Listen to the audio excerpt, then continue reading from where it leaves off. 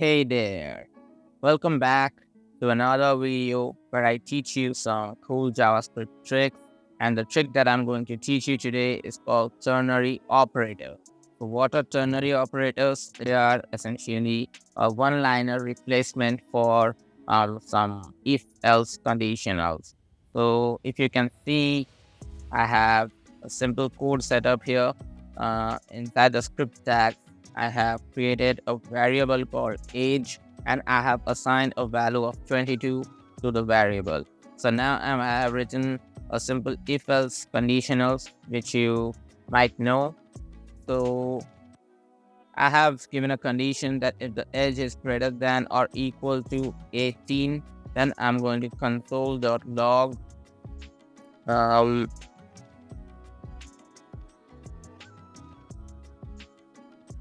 you are an adult. And if it's false, if the age is below 18, then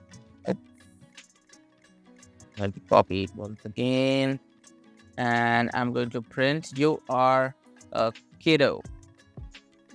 Okay, so I have printed you are an adult over here, and if I change the age to 15 or something which is less than 18, then I get you are a kiddo. Now this if-else conditionals, these are the traditional way of doing things, but we have something cooler now, which is called ternary operator. So let me put up a comment here called ternary operators, and then show it to you how it's done. So first of all, I'm going to write the condition that age is greater than or equal to 18. I'm going to put up a question mark here, and then I'm going to put this code over here.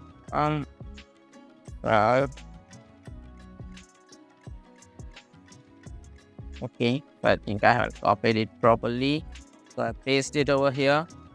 And okay, I'm going to put up a colon here and say console.log you are a kiddo.